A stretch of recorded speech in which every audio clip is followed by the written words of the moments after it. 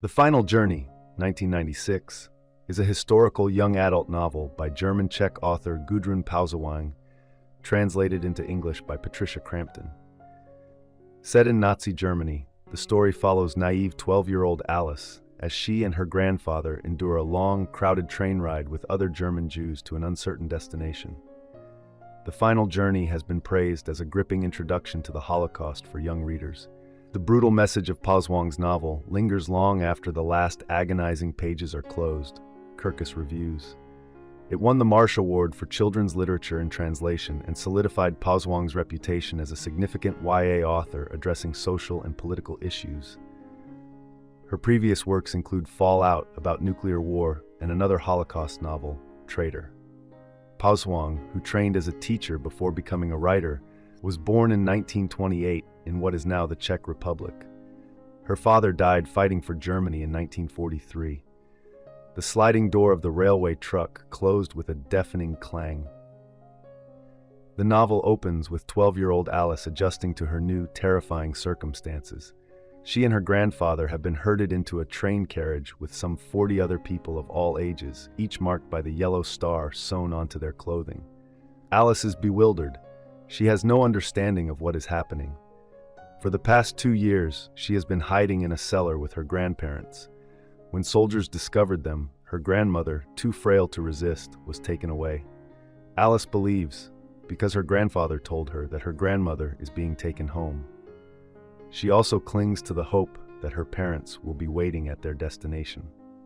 The conditions aboard the train quickly reveal themselves to be horrendous. There is no food, no water, no fresh air, no bathrooms.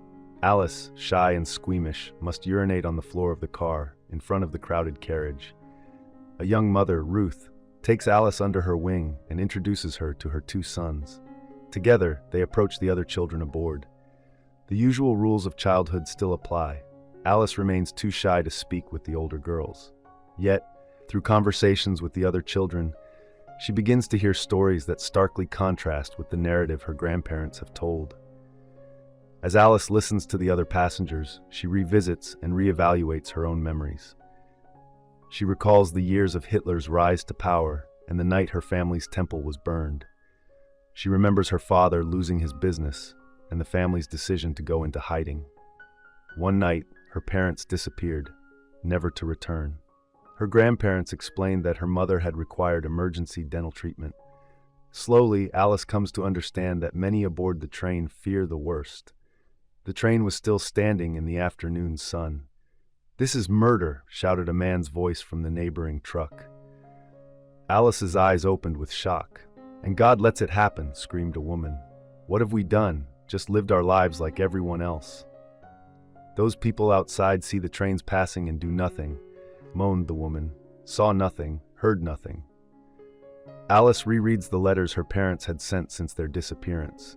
She notices that the D is always blotched, recalling that this is a flaw in her grandfather's typewriter. The full truth dawns. He has lied to her about everything. Furious, Alice confronts him, demanding the truth about her parents and grandmother.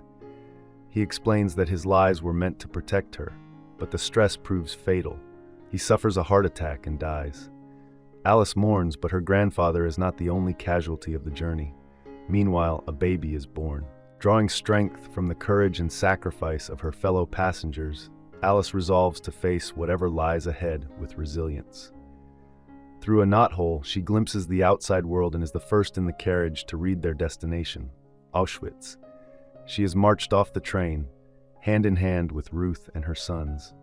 Promised a shower and hot coffee, they are led to a place to undress.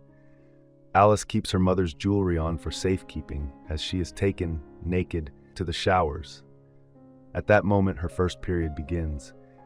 Alice tipped back her head. Soon, water would pour down from the nozzle above, the water of life. It would wash her clean of the dirt and horror of the journey, make her as clean as she had been before. She raised her arms and opened her hands. Thank you for watching. If you enjoy this video, leave a like and subscribe.